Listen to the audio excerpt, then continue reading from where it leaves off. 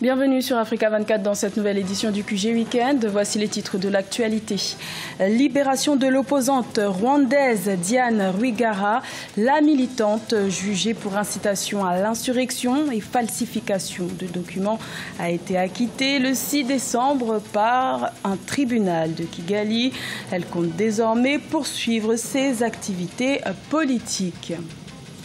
La deuxième édition de la Foire internationale de Djibouti prendra fin le 10 décembre. Ce pays situé au carrefour de 3 continents compte profiter de ce rendez-vous pour faire valoir ses atouts, notamment en renforçant ses coopérations économiques avec les pays partenaires. Et le Cameroun accepte d'organiser la CAN 2021, une semaine après son éviction de l'organisation de la CAN 2019. L'exécutif camerounais se conforme au délai supplémentaire de 2 ans laissé par la Confédération africaine de football pour organiser cette compétition.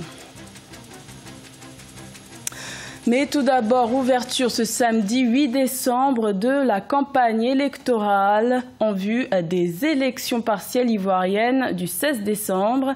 Les électeurs de 6 municipalités et de 2 régions, dont les résultats ont été invalidés par la Cour suprême lors des élections locales du 13 octobre, devront à nouveau choisir leurs conseillers municipaux et régionaux.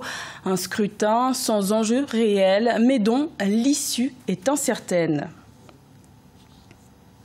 Au Rwanda, le tribunal de Kigali a décidé le 6 décembre d'abandonner les charges qui pesaient contre l'opposante Diane Rwigara. La militante critique du président Paul Kagame avait été arrêtée en septembre 2017 pour incitation à l'insurrection et falsification de documents. Désormais libre, elle compte poursuivre ses activités politiques. Reportage de notre correspondant Frater Ndakaisenga. Des cris, des prières et des chansons, voilà à quoi ressemblait l'ambiance à la haute cour de Kigali après l'annonce du verdict du procès de l'opposante Diane Rwigara et ses co-accusés dont sa mère Adeline Rwigara. En effet, les 2 femmes qui risquaient 22 ans de prison ont été acquittées ce 6 décembre 2018. Les 3 juges ont estimé que les charges retenues par l'accusation sont sans fondement. Je suis très contente, très satisfaite de la décision de la Cour. Je ne savais pas quoi attendre. Donc je suis surprise, agréablement surprise. Oh, je loue le Seigneur. Je loue le Seigneur. Je n'ai pas grand-chose à dire à part dire que je n'avais commis aucun crime, soit moi, soit ma fille. Diane Rwigara, sa sœur Anne et leur mère Adeline Rwigara avaient été arrêtées en août 2017 après les élections présidentielles. Diane avait présenté sa candidature aux élections, mais elle n'a pas été retenue par la Commission nationale électorale. Après une année de prison, l'opposante compte poursuivre ses activités politiques. La suite, je continue ce que j'avais commencé, je continue la politique. Ouais. À l'instar de son développement, le Rwanda est souvent critiqué pour la fermeture de son espace politique et des restrictions à la liberté d'expression. Des droits que l'opposante Diane Rwigara dit vouloir défendre au pays des 1000 collines. Également dans l'actualité, en Guinée-Bissau, l'enregistrement des électeurs a été suspendu sur ordre de la justice qui soupçonne des irrégularités informatiques. Ce processus devait s'achever cette semaine pour permettre de fixer la date des élections législatives initialement prévues le 18 novembre, mais reportée sans précision de date. Cette décision de justice prise après un dépôt de plainte de plusieurs partis politiques rend incertaine la tenue prochaine de ces élections censées permettre de dénouer la crise que traverse le pays depuis 2015. Repositionner le secteur privé djiboutien dans le monde des affaires, c'est l'objectif de la 2e édition de la Foire internationale de Djibouti qui se tient jusqu'au 10 décembre. L'occasion pour Djibouti et certains pays partenaires de mieux renforcer leur coopération économique. Reportage de notre envoyé spécial Oliva Diakotan. Djibouti et le Japon célèbrent 40 ans de coopération diplomatique, militaire et économique lors de la deuxième édition de la Foire internationale de Djibouti du 3 au 10 décembre 2018. Présent à cet événement avec une délégation de 37 membres, la plus importante de tous les pays non africains, le Japon veut encore nouer plusieurs partenariats avec le secteur privé djiboutien. Je souhaite en tout cas que du bonheur pour certains d'entre eux qui ont eu l'occasion de se connecter ou d'être en relation avec des partenaires djiboutiens. Et je suis très heureux aussi que les Djiboutiens me disent qu'ils ont trouvé des partenaires qui sont fiables lors de cette deuxième édition de la foire. J'espère que ça continuera pour qu'ils puissent finaliser, je dirais, des opportunités. La deuxième édition de la Foire internationale de Djibouti, c'est également la promotion des échanges commerciaux entre pays africains. Partenaire privilégié de Djibouti, l'Éthiopie est représentée à cette foire avec une centaine de personnes pour renforcer davantage les liens économiques séculaires entre les deux pays. Tout le monde le constate, 100% des importations et des exportations éthiopiennes passent par Djibouti.